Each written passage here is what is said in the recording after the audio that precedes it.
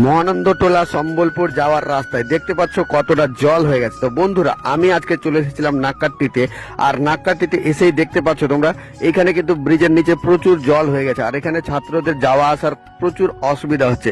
তো আমি কিন্তু তোমাদের সাথে শেয়ার করছি এই নাক্কাটিতে কতটা জল হয়েছে। এর আগে একটা ভিডিও পোস্ট করেছিলাম, সেখানে কিন্তু খুব কমে জল ছিল, আর আজকে তোমরা দেখতে পাচ্ছ প্রচুর প্রচুর হারে জল হয়ে গেছে। আর সামনে দেখতে পাচ্ছ নাক্কাটি যে ফিল্ডটা রয়েছে পুরোপুরি জল ও মগ্ন হয়ে গেছে। তো তোমরা কিন্তু দেখতেই পাচ্ছ, আর সামনে রয়েছে নাক্কাট্টে রাধাকৃষ্ণ মন্দির।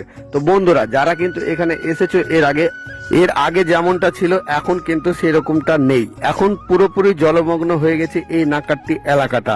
তো তোমরা কোথায় থেকে দেখছো অবশ্যই কমেন্টে জানাবে, আর ভিডিওটাকে বেশি বেশি শেয়ার করে দাও, যারা এখনো পর্যন্ত জানে না তাদেরকে জানার সুযোগ করে দাও। আর সামনে দেখতে পাচ্ছ এই যে নাক্কাট্টি ব্রিজ, আর নাক্কাট্টি ব্রিজ থেকে নেমেই কিন্তু পুরো জল হয়ে গেছে বন্ধুরা।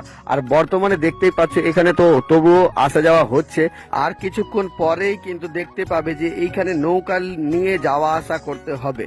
আর তোমরা দেখতেই পাচ্ছ সামনে যে গাড়িটা রয়েছে, এই গাড়িটা প্রায় 1 বছর ধরে দাঁড়িয়ে ছিল এখানে, আর এখন কিন্তু এই গাড়িটাকে জল বেড়ে যাওয়ার ফলে এই গাড়িটাকে সরিয়ে নিতে হচ্ছে।